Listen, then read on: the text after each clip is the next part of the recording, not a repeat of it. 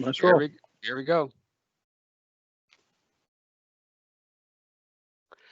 Good afternoon, everyone, and welcome to today's virtual Agile Shift session. Before we begin, I want to inform you about a feature in the presentation that will make the session more interactive. Please make note of the question mark icon at the upper right of the presentation screen.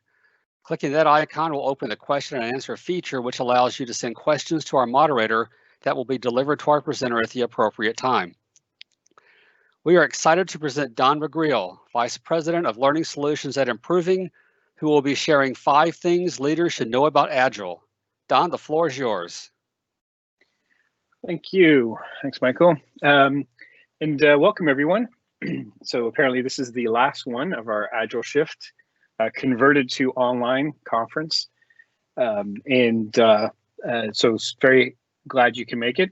And we're going to spend the next hour covering 5 things leaders should know about Agile. So this actually came from several conversations I've had with executives. I had a CIO once say, before we met, what are the top 5, very directly, what are the top 5 things I should know but when we're going down this road? So I thought about it, and I looked at all the different things we tried and failed at and succeeded with.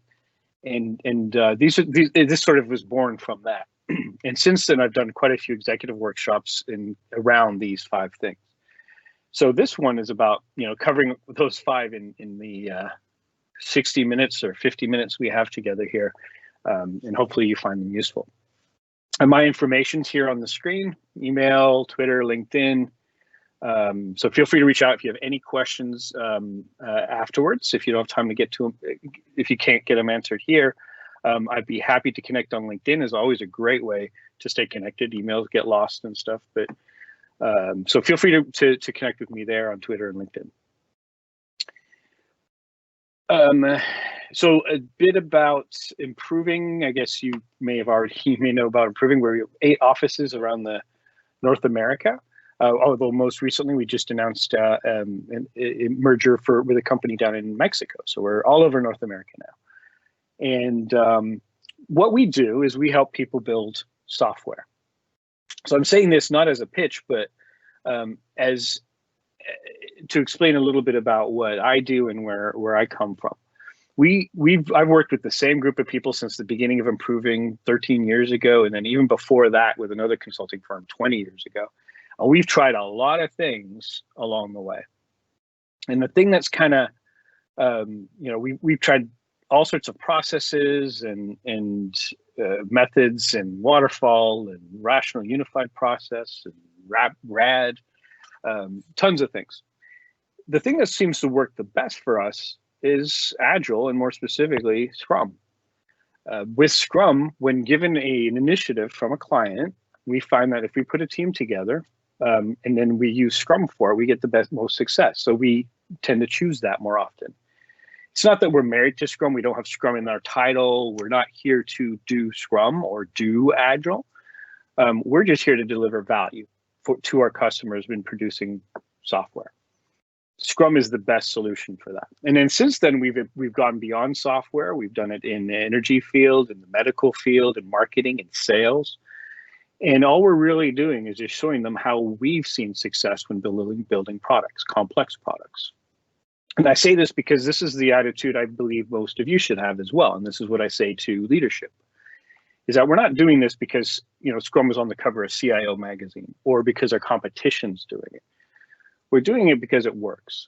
And if something better came along, you better switch. We would, but we just haven't found that yet. So that's usually how I kind of like to start things with organizations, just to come at it from a common sense attitude. So I've played a lot of roles over the years in doing that, and the one I've kind of grown the most passion for is the product owner role. I started as a business analyst on a team and using Scrum. My very first Scrum project was in 2003 as a business analyst, and I kind of grew into this product owner role. And I realized over the years that typically what we're asked to do, which is like write a lot of detailed requirements, isn't where the value of this role is. It's more strategic than that.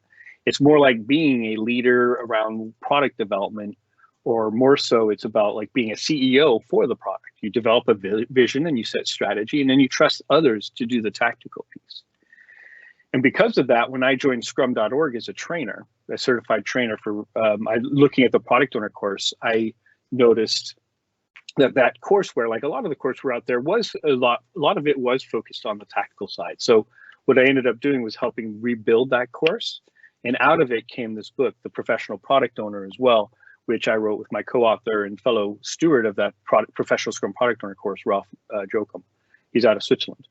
So I do have a book as well around the product owner, so available on Amazon and all your typical places. But that's sort of an area where I'm very passionate about. All right, so for this one, these are the 5 things we're going to cover today. We've got the why, where, who, what, and how. And we're going to go through these one by one. And these are the 5 things that we're going to that I found resonate quite a bit at the leadership, upper management level. And what I started doing was I started going through these when I was first asked about it. I started writing them down. Like, one of the top things is that change vision, and then complexity, and then a little bit about managing WIP, which I see over and over and over again as an issue in organizations. And then what I realized after I kind of narrowed it down to 5, it really does fit in the why, where, who, what, and how, which is something I added after the fact. And it might be a little bit easier for you to remember in that context. So why, where, who, what, and how. So we're going to go through each of these. And what I'm going to do is, in between each one, I'm going to pause and see if there are any questions. So like Michael said at the beginning, if you have any questions at all, please use the Q&A feature, add them in, and I'll pause to see if there are any questions. If there are, we can answer a few before moving on to the next piece. And at the end, hopefully we'll have a few minutes as well to do any last minute questions. So please, I encourage you to jump in, do it. I don't want to be just talking at you for the next hour. So even if it's Michael reading them off to you, it gives me a little bit of, at least I get to talk to somebody along the way. So let's start with Agile change vision. The main thing here is too many organizations choose to go down this Agile path. And even if it's done with the right reasons, it may not always be communicated the right way. So I like to think, when I talk to a leader, if I asked anyone in your organization why we're going Agile, what would the response be? Is it because that's just our strategic direction, get in line? Is it because it's I was told to? Is it because we need to go faster? Like, what is it? Are we all on the same page? So that's where I like to kind of get into this. And if they're new to Agile, this is where my opportunity is to explain a little bit about the history and why we do Agile. So I like to start with this. I ask people to fill in the blank. Agile is a, and for those of you that are familiar with Agile, will likely know that this is a bit of a trap. I look for words like process here, or framework, or methodology. And I like to kind of pull those things out before I then have a conversation about the 1990s. Because in the 90s, what was happening is software was getting crazy. The internet was fairly new. Web, everybody wanted to e-commerce everything, and Y2K was happening. And there was a small group of people noticing that things were getting a bit too out of hand, and that we were creating a lot of process where process wasn't working. We couldn't deal with this ever-changing world with the same way we handled it earlier, a decade earlier. So these extreme processes, like what I'm showing in the first image here, where it was like hard to change, very structured, weren't quite working. But on the other hand, we had this crazy firefighting mode where there wasn't really any process at all. We just responded to whatever the next big thing was. We needed something in between. And what this group of people were talking about at the time, these people at the forefront of of the IT world, represented all aspects of IT. They said, we need something more lightweight. And they started calling it lightweight.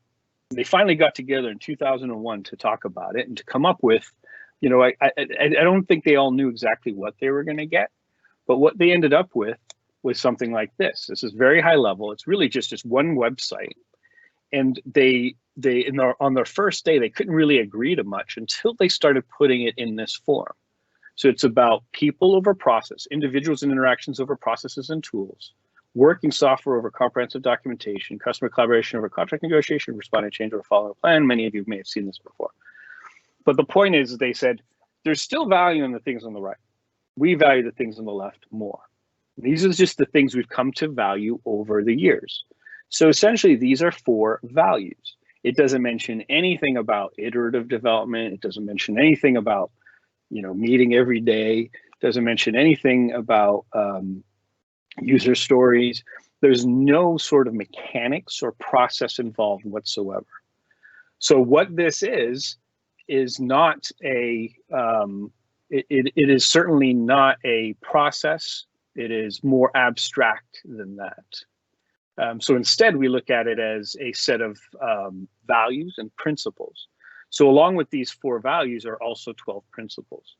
So I like to kind of go through that with executives just to show that this is just more of a mindset than anything else.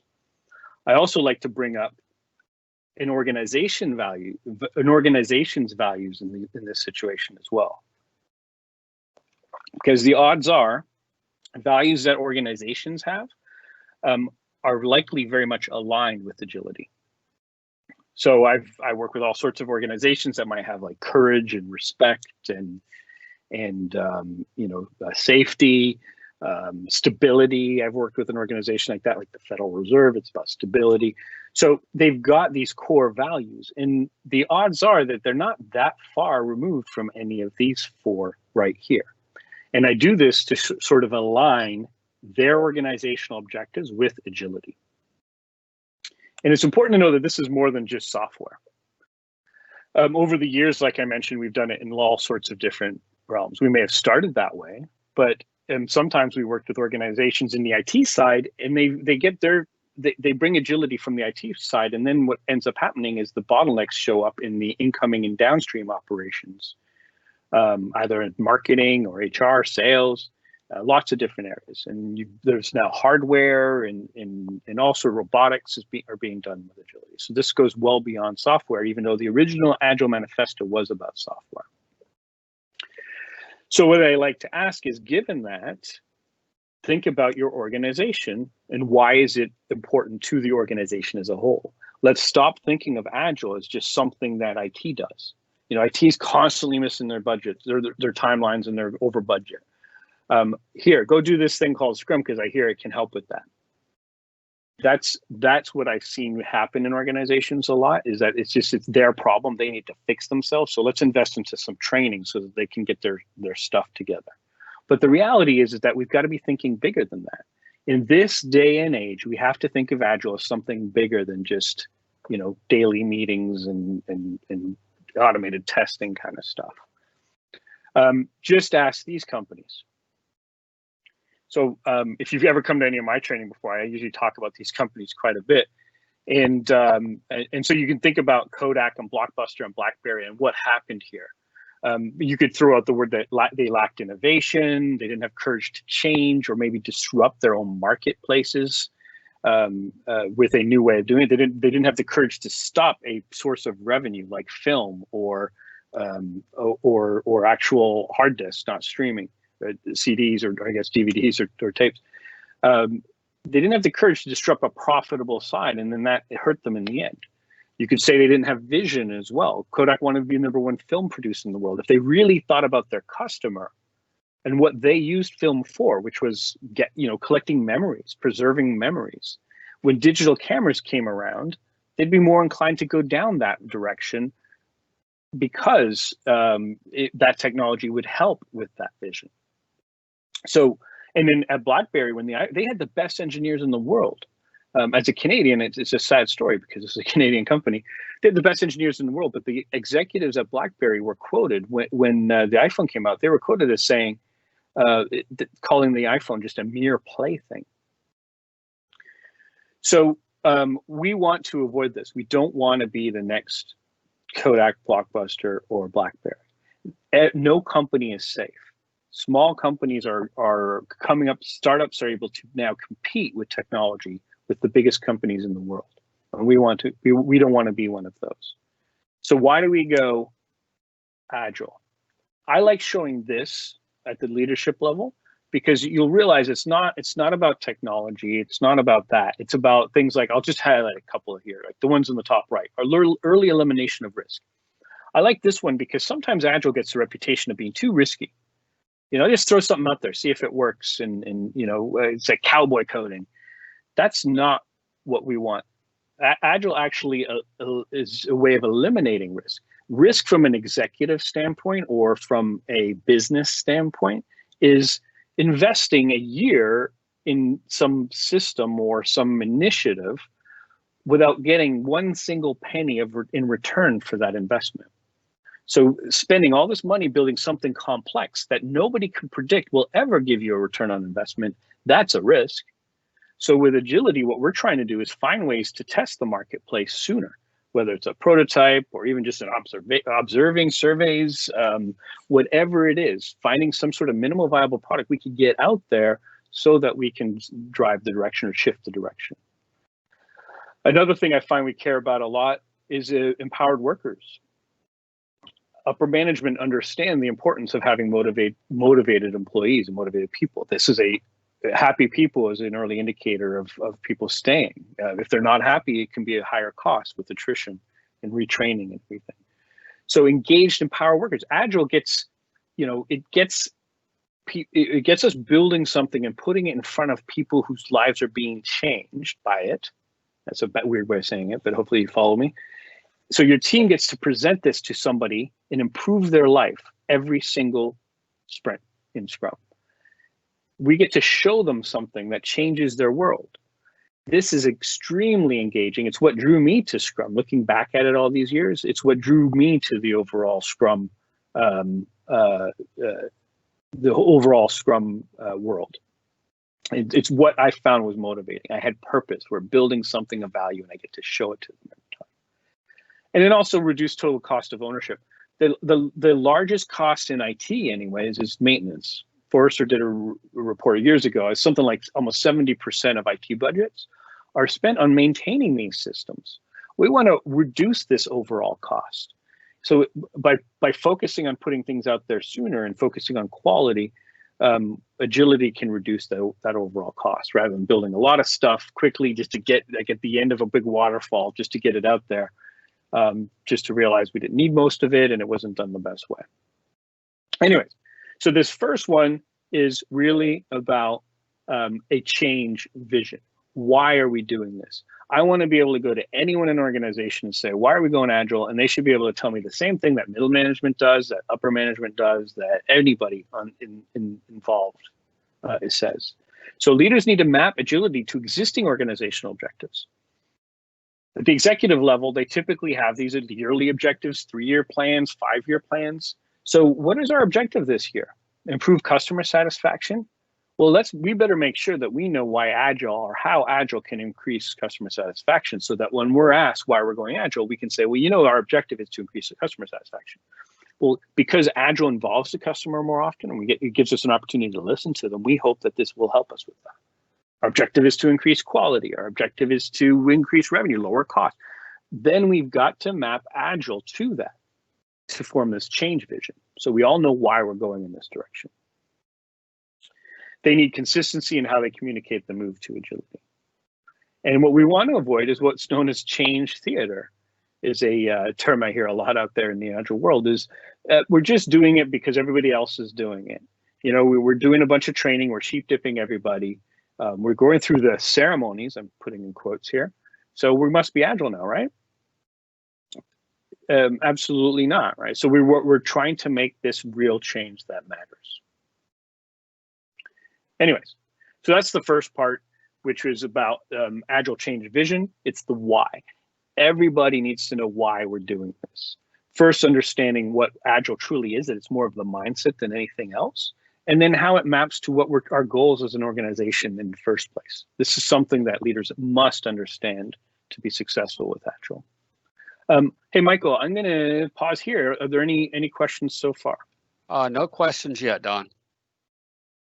So it's I must mean I made a beautiful impact, and all your questions in the world have been answered.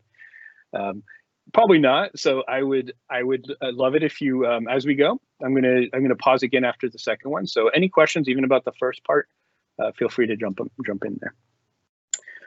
So let's move on to the next one. This is about the where, complexity, and Agile. So with this, I've got so many clients that decide to go in this direction, and then the message is Agile all the things. Everything is going to go Agile. But the honest truth is it's not a solution. We don't want agility in every single aspect of our organization.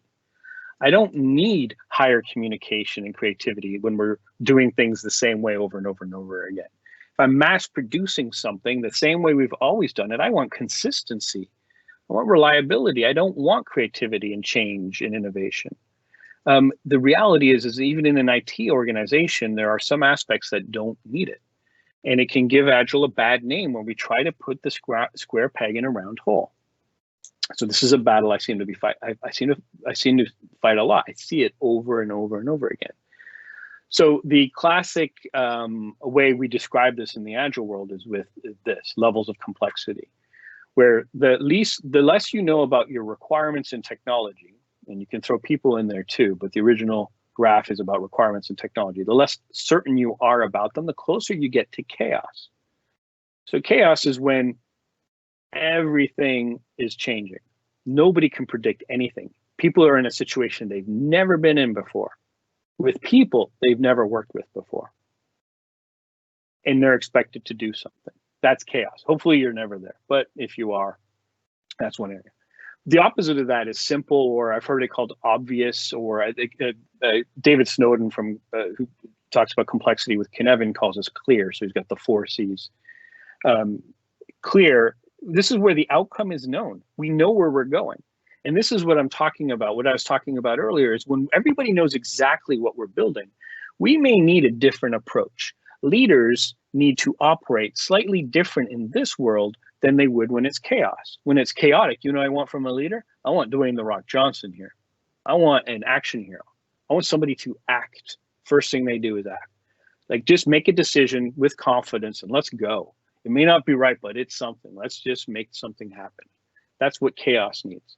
But in simple or clear, here what we're looking at more is the planning, the recipe. Your job as a leader is to write it down, get it, minimize communication, because the more we're communicating, it means like the less is known. So why don't we take all the information available, put it into something that we can hand to people, and just have them go heads down and do their job? Because everything is known. Why would we need to communicate? So communication in this realm is seen as overhead. This still exists out there. I'm not looking for Agile. I'm not looking for people fast on their feet, nimble, adjusting and pivoting in their direction. I need stability. Up from that is complicated, where, yeah, we know most of the stuff. There's still some things that we don't know. But if we do enough upfront work, we can figure this out. Let's figure out what all these variables are.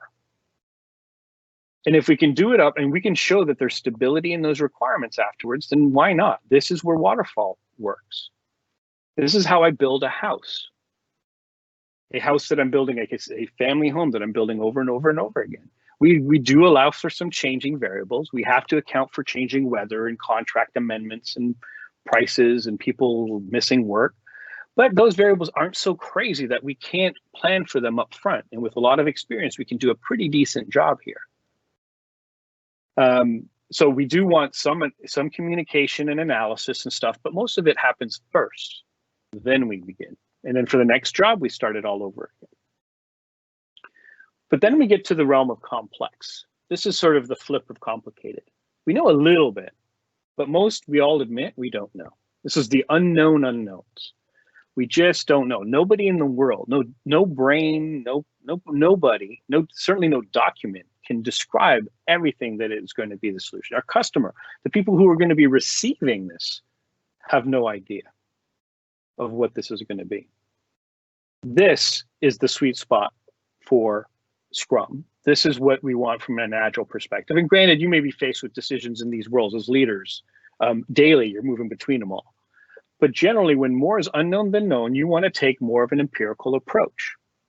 You want to do something, learn from it, and do something else. everything we build will be to adapt.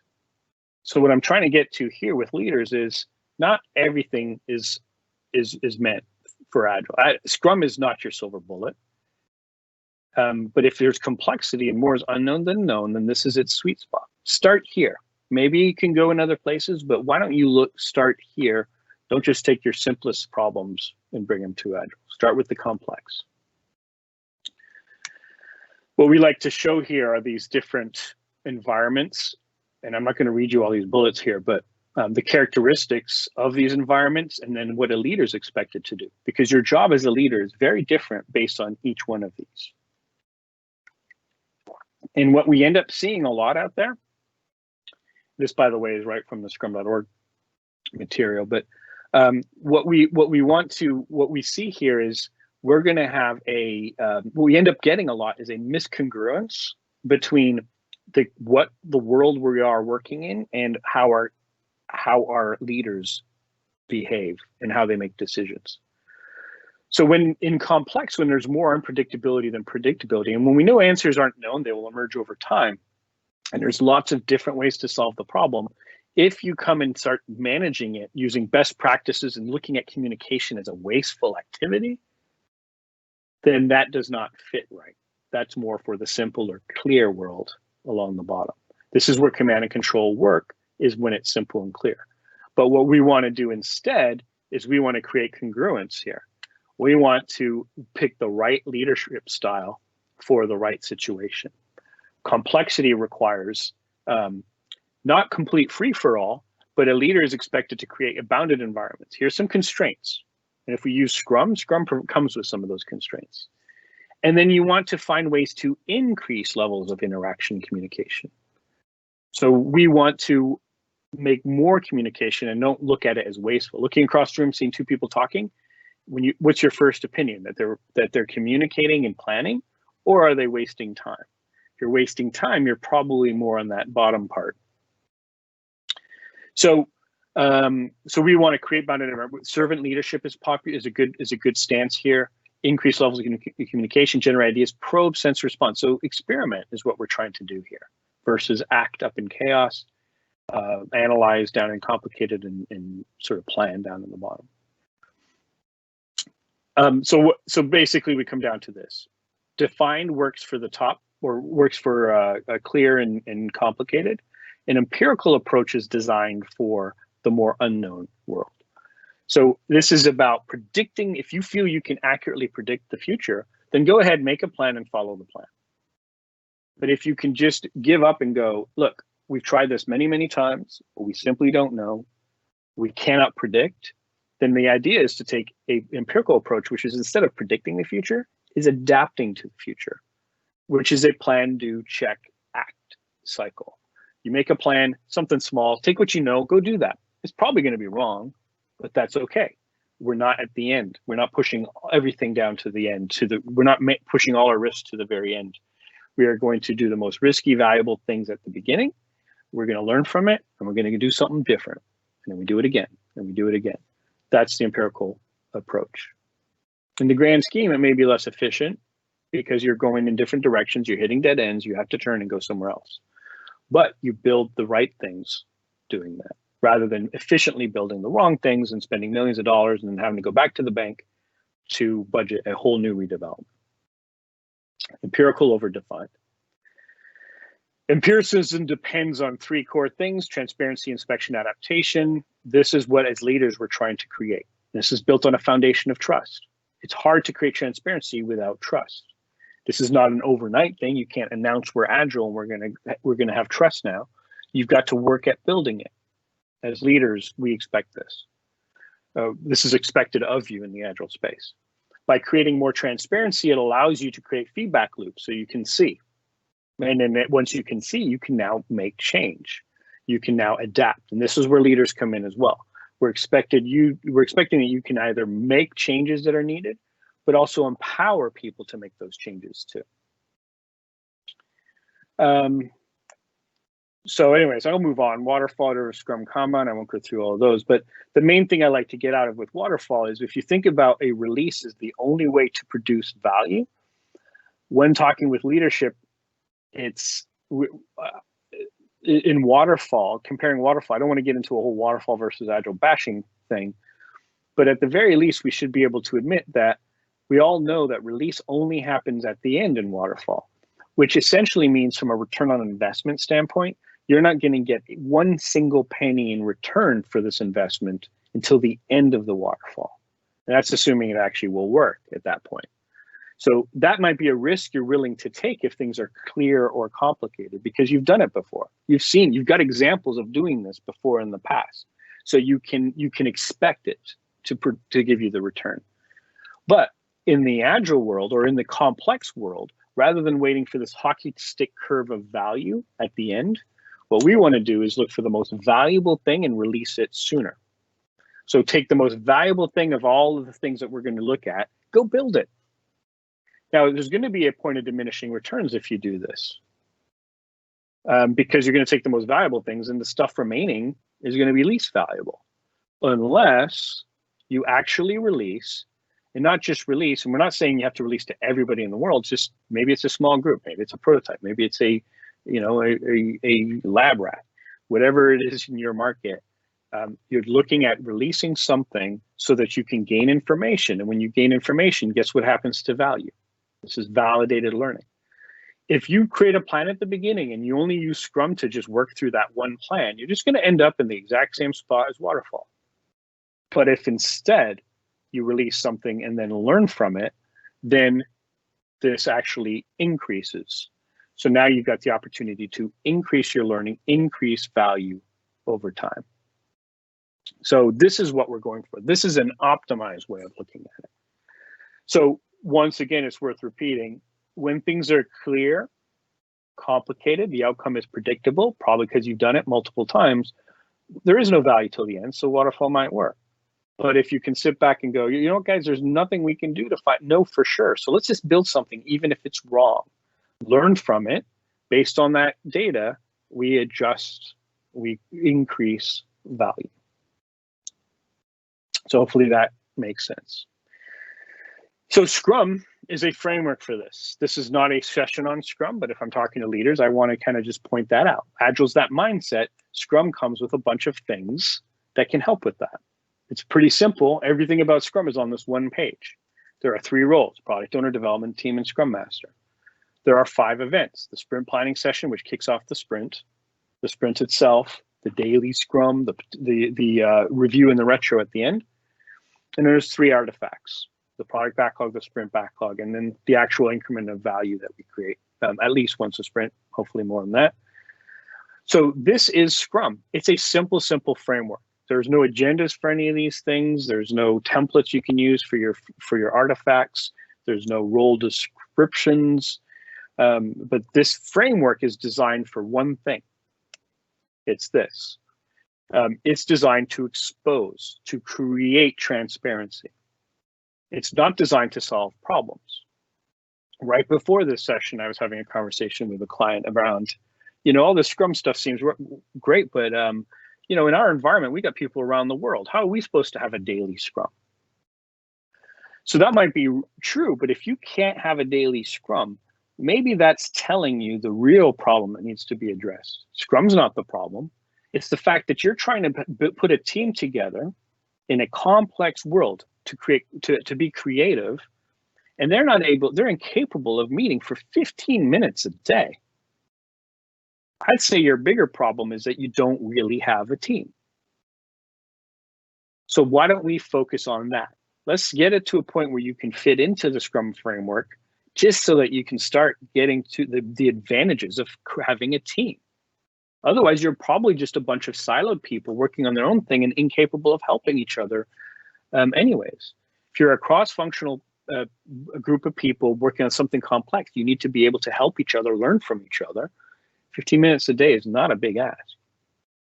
So anyways, that's just one example, but I love showing people this diagram, maybe spending a bit more time than I am here explaining it. And I just sit back and I wait. I wait until somebody tells me this can't be done or where they can't do it. One product owner, there's no way the business would give us one product owner. Can we have a committee? Again, you may be ignoring the real issue here. As an organization, we like asking our customer for the product owner. We form the rest of the Scrum team. If they come to us and say, well, we don't have time for that, that's telling us something a lot more about the potential of success of this initiative. If they're not willing, if the business does not have the ability to have somebody guide the direction of this expensive, might I add, product development, there are bigger issues at play. Anyways, so that's the complexity side. This is the where aspect of it. Empiricism is what is needed for when the outcome is unknown. And in Scrum, look at Scrum as a framework that uses an empirical approach for complex product development. If not, it could be a square peg in a round hole. Using Scrum to build a house that you've built the same way over and over again, and you're not looking for creativity, can create overhead. I've seen people try to add Scrum to a call center where we expect people to follow a script. It's the same thing. It can be overhead when the outcome is not complex. All right, hopefully that makes sense. So we are now through two of them, the why and the where.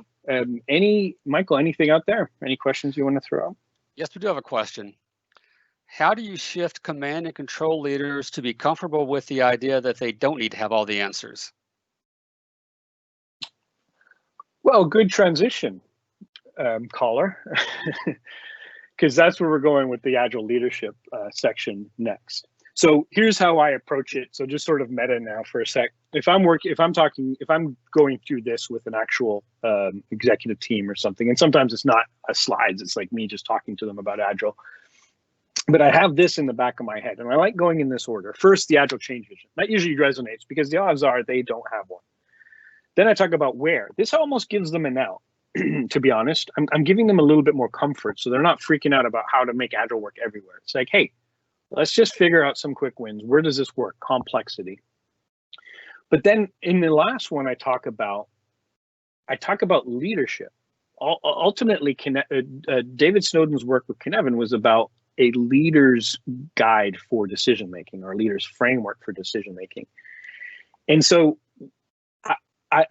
in these cases, I'm just trying to make the point that when the outcome is unknown, as a leader, if you come up with a solution, if it's wrong, which is likely going to be the case in the complex world, because often there isn't a perfect solution. Every solution is wrong. So when the solution isn't perfect, what are the people going to do? If it's not perfect, they're going to complain. If the solution was put on them, they're going to complain and they're going to blame. They're going to be victimized. They're going to blame management. They're going to blame Agile. They're going to blame, whatever. However, if you empower others when there's an imperfect solution, if you get the people that are closest to the work to make the decisions, if you decentralize it, this isn't about, hands off. This is about reality.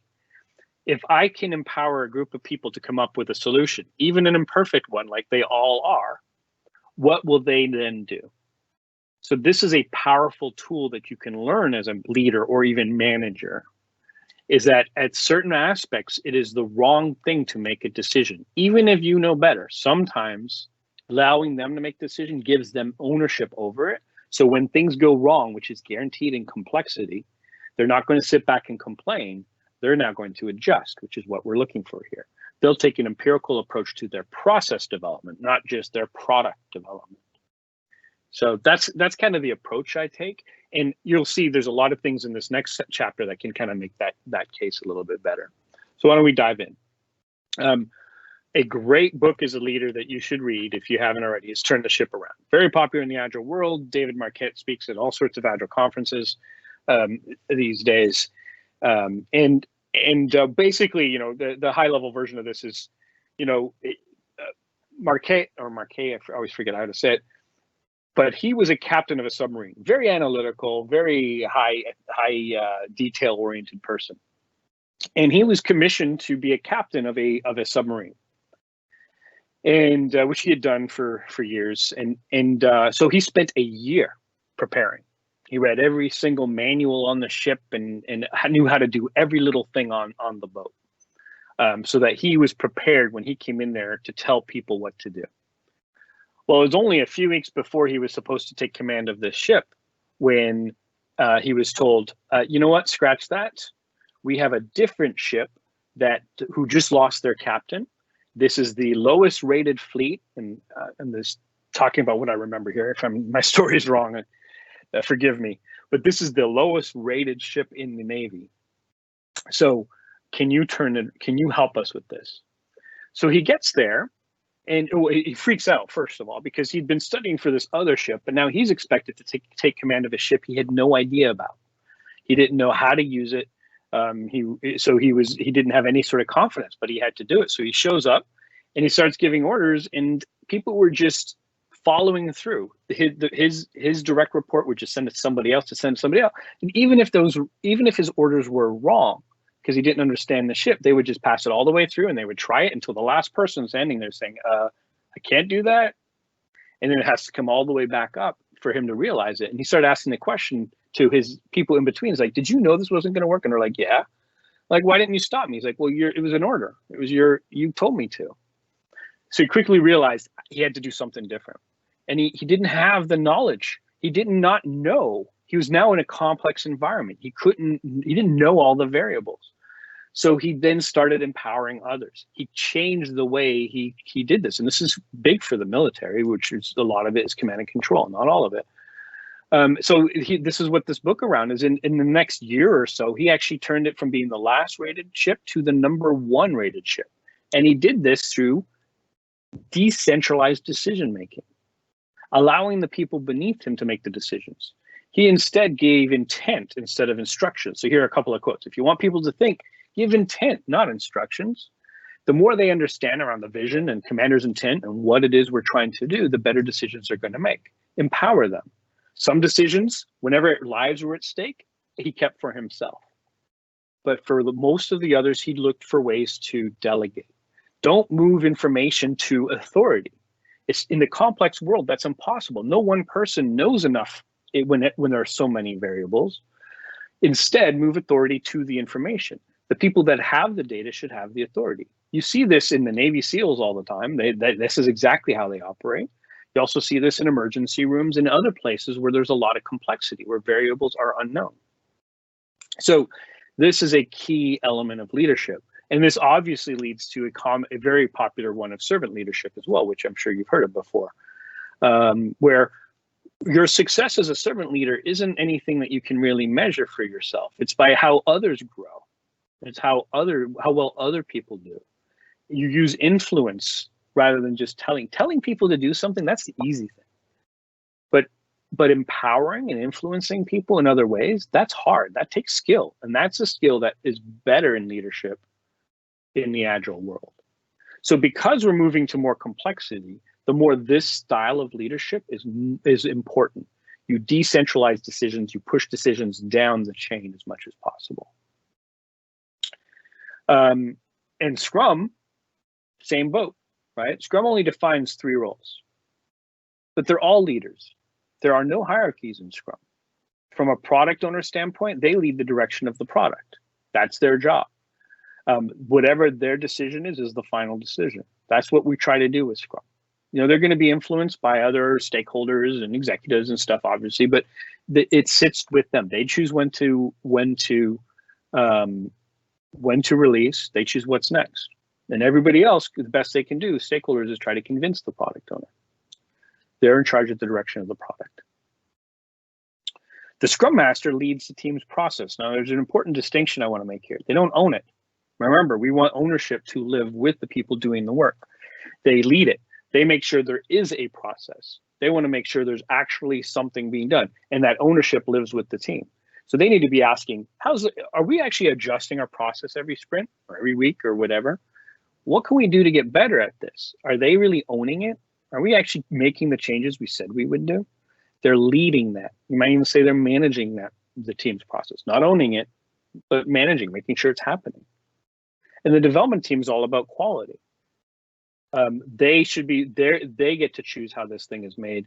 They cannot be told to do things incorrectly as much as possible. We look to them to lead the direction of quality, a quality product. So these are the roles in the Scrum. So leadership's built within all of these. Also, if you're in a hierarchical organization, we're not saying you have to change your whole structure, but you might have to just rethink what the teams are. Teams aren't now horizontally or along these lines. So line managers, like this one's over QA, and then product manager and DBA, stuff like that. What we are looking for here are teams to span across them. So sometimes if you're talking to leaders, if it's a line manager, you're just trying to say, rather than queuing up a bunch of work items that come to you and then you look for your next available person or specialist, it's going to be a little bit different here. You're still there for HR related things. They want vacation, they want bonuses or salary discussions or just HR related things. They need somebody to go to. That's important. Or if you want to create communities of practice along your QA people, that's great too. But what we're asking you to do is to dedicate your people to teams, cross-functional teams that have all sorts of skills. So from a leadership, from the WHO perspective, this is what this looks like more often, or hopefully in an agile environment. So we're not saying redo your whole hierarchy. That'd be nice, but not always possible. But you can work within a hierarchy. And this is almost a beneficial one because now you don't have to have any hierarchies within Scrum teams. Stakeholders. So yeah, so these leaders, I like to make sure they understand their role. They're stakeholders, executives, managers. Of course, you have a say in this. You're very important to this. You can work through product owner for any product request. So Scrum works this way. This is how you best support them. The Scrum Master may come to you, or maybe someone else on the team. It doesn't have to be the Scrum Master, with blocks that the teams are running into that they are incapable of solving themselves, which would be ideal. But you're going to be helping them become more agile by removing these blocks as well, if they can't deal with them themselves. In big organizations, it's not long before the team itself kind of gets Scrum down, and the but bottlenecks start to appear beyond them. That's where these leaders are very, very necessary, very helpful. And so we need that from a stakeholder standpoint to help at least know where we're heading and then try to support them. So, in conclusion for this one, when leaders can't possibly know the outcome, they should decentralize decisions. Servant leaders increase creativity, accountability, and motivation. So when you know everything, like if I knew everything and how the submarine works, if I knew how to run it myself, then I guess I could do it command and control. But when I don't know the outcome, decentralized decision making is what's so key.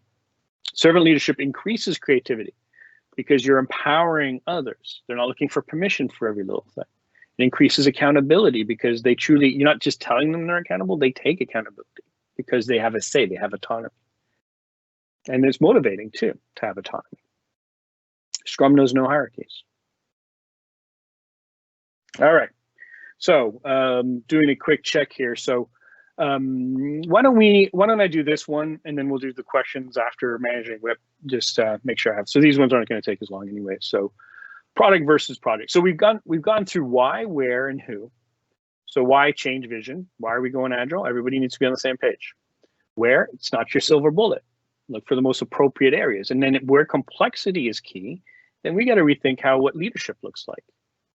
We're more about decentralized decision making and servant leadership with the leadership group. And then 4, product over project. This is the what. So what is it that we're doing? What we're trying to get to here is that let's stop looking at scope, time, and budget. The iron triangle is our measure of success.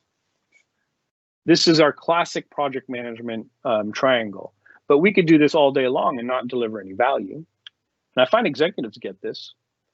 It gets lost in big organizations. We want instead to look at outside-in metrics, things that are more tuned to value, and use those as a measure of success. And interestingly, the only way to move the needle on any of these is to get something out the door.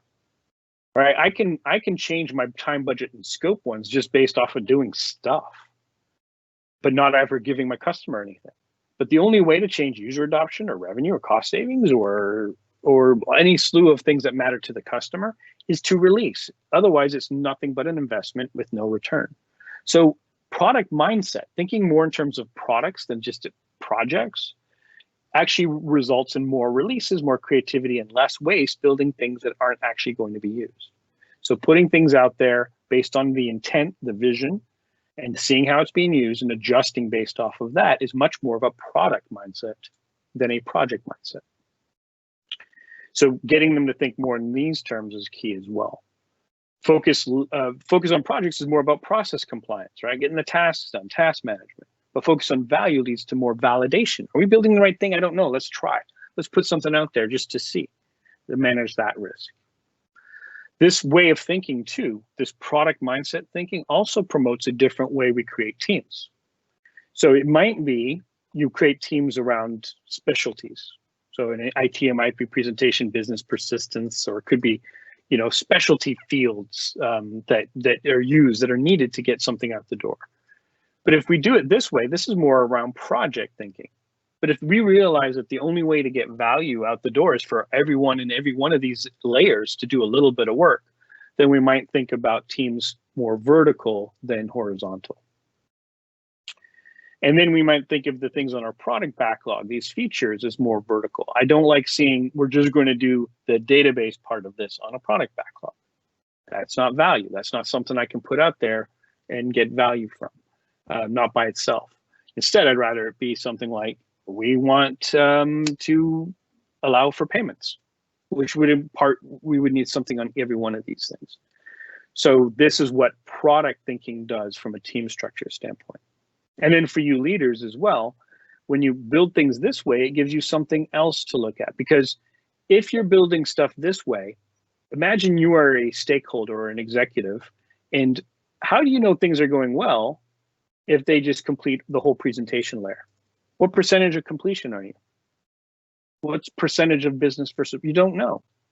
But if you look at it more in these terms, where rather than just building these horizontal layers, instead we could say, we're completing whole features, whole things that provide value to our customers. Then I could say something like, well, we are 67% through with online auctions. How do I know that? Well, out of the 9 features that we wanted to do around online auctions, 6 of them are complete, actually in production. That's why. You are measuring progress based on working product, stuff that actually is done on the shelf. So this gives you a better way of looking at it too. So what I try to do here is try to get people focused more on value. So where I used to show things like this, where it's like, here's scope, here's time, here's a couple of releases we did. Now I start to overlay things for leaders. Yeah, we released here and here, but look what happened to sales during that time. We can't say 100% is because of this release, but hey, we did it twice and it went up. I'm feeling pretty good about this. But that doesn't tell the whole story. What if we looked at this too? With that effort, so up to sprint 10 cost us 10 grand or 50 grand to sprint. That's $500,000. Now I want us looking not at velocity, not at scope increase. I want us looking at this increase in sales. Was that worth $500,000? Those are the conversations I want to be having with stakeholders. Those are the things that mean something to organizations. That's the product mindset. Not the project successful, not if velocity is at the right level. It's, are we providing value, or do we need to go in a different direction here?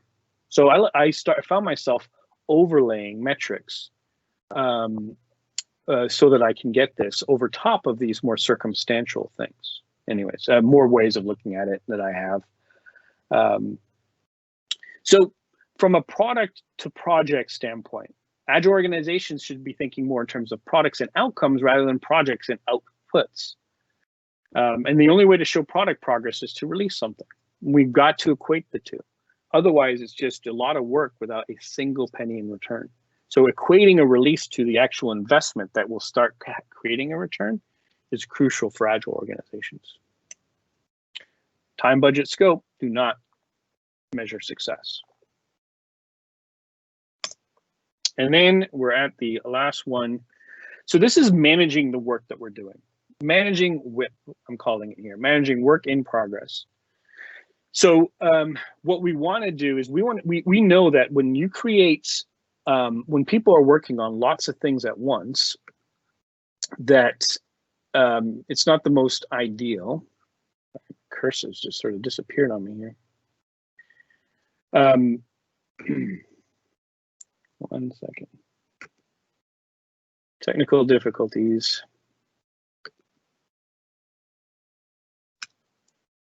There it is. All right, sorry. So I'm going to bring this back up. My cursor just disappeared and I was trying to bring us to this one. So managing what we want to get to here is we know that when people are working on multiple projects at once, it isn't ideal. Everybody seems busy, but you're not moving any faster. In fact, some people say, and this is from Jerry Weinberg's book, I don't know how scientific it is, but I think you would agree. Every time you work on something extra, it's going to take some of your time. So if I'm working on 2 simultaneous projects, according to Weinberg, he says, we lose about 20% due to context switching. And that feels about right to me. If I say I'm 50% allocated to project A, 50 to project B, you know, the reality is I'm probably more like 40-40, and the rest of my time is spent just managing and juggling between the two. And it's an extra 20% for every extra project. So this is a reality of a lot of the stuff we work on. From a leadership standpoint, understanding this is important because the more things we put in motion, the more this is going to happen. So if you've got 30 initiatives that you want done, but your capacity in your organization is only for 10, and you try to put them all in flight at once, what's going to happen? It's going to be like a bunch of cars on a highway all jammed up. Even though it looks busy, there's a lot more cars on here. The ones that have more space between them are going to be moving faster and are actually going to have a higher throughput. This space between them is known as slack. So if things are not complex, like if these are on a rail, or if they are in NASCAR, you can see cars really close to each other because their variables are lower because they're only moving in one direction, left, and they're professional drivers. So they all can predict a little bit better on outcomes.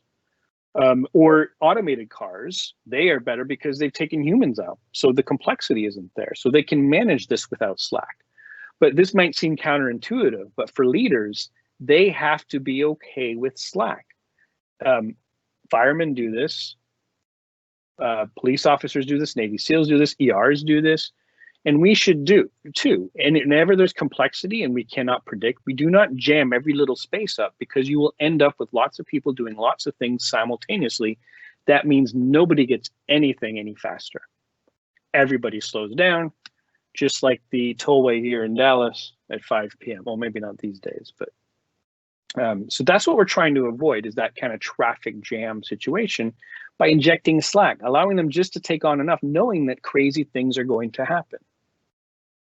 Ways of measuring this is looking at from a portfolio standpoint and managing WIP on this. This is just a quick example here, and it may not all be accurate, but imagine you actually have a funnel of a lot of different initiatives and you have just a higher level backlog of portfolios. This isn't a product backlog, this is all your products.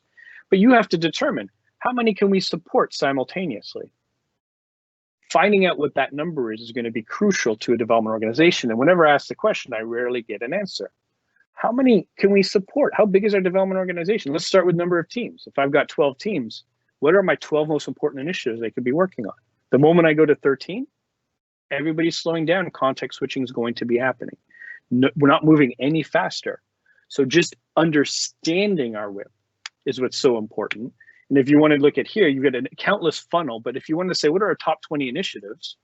And then let's only approve 5 at a time. Let's not make the effort of going through the approval process and creating business cases for things that, you know, aren't even close to getting done. And we're only going to have 8 simultaneous ones in progress at any time. Maybe that's our actual WIP from how many teams we have. So by doing this, you start to see things a different way. You have this value stream cycle time. You've got different types of cycle times I won't get into, but you also measure your waste, your wait times between them. How long are approved things just sitting around in inventory, gathering dust, not creating value? What about the things that are ready to be released but are waiting to be released? You know, let's measure that. What about this funnel that's sitting around there not being refined? How long do things sit there before they either go on the backlog or we say no to? Anyways, these are all different ways that you can look at it. And also related to this is the ability to predict if your teams are getting changed all the time, then this is going to be very hard to maintain this performance. Many of you may be familiar with forming, storming, norming, performing. In the Agile world, we look at keeping teams together as long as possible so that we can avoid this situation. All right, I am going to move then to the last piece here. So, staying within capacity of the development organization is key to delivering more value more often. This is a real important thing I ask executives to do, is at least try to go through the motion. I've actually led some sessions with this, with product discovery sessions, where we, in doing so, realize what our actual products and process, so that we can actually define this. We do not skip planning with Agile. It's not something we skip. We begin like any other project, and it's just as wrong. But in the Agile world, we look to find ways to produce value so that we can learn from it. We set expectations that this is what we're doing. We manage risk that way too. And then we put the customer right in the driver's seat. And then if necessary, we adjust. This is not much different than in other empirical industries. This isn't new. We don't ask the weather person to commit to the 10-day temperature readout. They're asked to forecast, and when they learn more information, they adjust. We don't ask your financial people to commit to your stock price at the end of the year. When they've learned new information after a quarter, they're expected to reforecast. This is just part of an empirical approach. Yet we have been slow to getting there in the IT, certainly in the IT world, but in any complex product development world. So we're not doing something much different than other industries. Anyways, so that's it. Those are the 5. Why? Agile change vision. The where, when complexity is in place, complex product development. The who is how leadership changes and how they should be pushing decisions down the chain. The what, product over project. And then the how, managing your WIP, managing the amount of work we have in place so that we can actually deliver value more often and not pretend we're busy. Everybody's real busy, but not actually delivering anything. So I think I'm going to stop there. We're just over a little bit here, but I sincerely hope you got some value from that. I will answer some questions. I'm prepared to stay a little bit longer if you guys want to. But other than that, here's my information. If you want to continue the conversation, please add me on any of these things. And thank you very much for your time. And I look forward to hearing from you. Over to you, Michael. Okay, Don, so here's the question. Is there a model you've used in the past, a set of starter questions, for example, to do an initial assessment of complexity level? Yes, the complexity one I don't find is as difficult. I mean, we have a series of questions just when we first go in at the enterprise level. So if we're working with executives and we want to find out, like, not just complexity, all the things I talked about today are things that we look for. You know, do they know what their capacity is? What are their leaders? I want to talk to some of the leaders. Are they more servant leadership, and are they pushing decisions down, or are they command and control? Do they have a change vision? Do they know why they're going? These are all questions we ask, and complexity is one of those. So we have a series of questions that is one aspect of it. But it really is, if you just ask them, do we know what the outcome is going to be? Does anyone know? Have we done this before? Are some of those questions. You know, and we could probably come up with a few others. Actually, just as a plug, in my book, in the empirical, or in the at the very beginning of, I believe it's the theory section of Scrum, we actually do present people with a bit of a quiz, and they go in and they take it, and it's really about complexity, and based on their results from a complexity perspective, you get a score, and it sort of tells you, it's a bit of a guide, right? It's not scientific in the same way, but that score gives you an idea. Let me just see if it's, maybe I can pop it up here. Yeah, so it's a certainty quiz. And we ask things like, so what about our team? If your team is very junior, that can create complexity. If they're very senior, there's a little bit more predictability on that. Is your team changing about once a year? How often is it changing? We ask about not just the team, the requirements, the technology. Have we built the same solution before? Do they have access to industry leaders in our business domain? So there's a series of things you can ask. And if you are interested in page 115 of my book, if you happen to have it, that we put together a quiz for that reason alone, which is based on a lot of the work we've been doing with customers. Okay, Don, another question? Yes, Yep. there is. COVID-19 has created a disruption for everyone, and the way companies react to this disruption will affect their success. Do you think more leaders will be open to the Scrum and Agile mindset due to this disruption? Yeah, I mean, talk about complexity, right? Even that, one of the things David Snowden talks about a lot is be careful when you think you're unclear. That's when you have the most danger of going into chaos.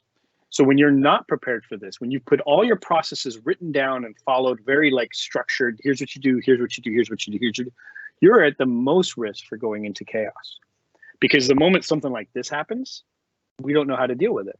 Whereas the teams that have been floating around in complexity a little bit more, dealing with off and on complexity, are more capable to adapt to this. So the Agile teams, let's say a Scrum team that has been allowing change once a sprint, keeping a sprint fairly stable and then looking at how things are changing every sprint, are going to be much more able to cope with the COVID, where now all of a sudden they're working from home. Well, they've been changing their processes every sprint. They've been changing their product every sprint. So this thing is just yet another change they have to deal with. So yeah, absolutely. And I've leveraged it a lot talking to leadership now, is like, hey, you can't say you know, especially with what's happening, what's going on this year.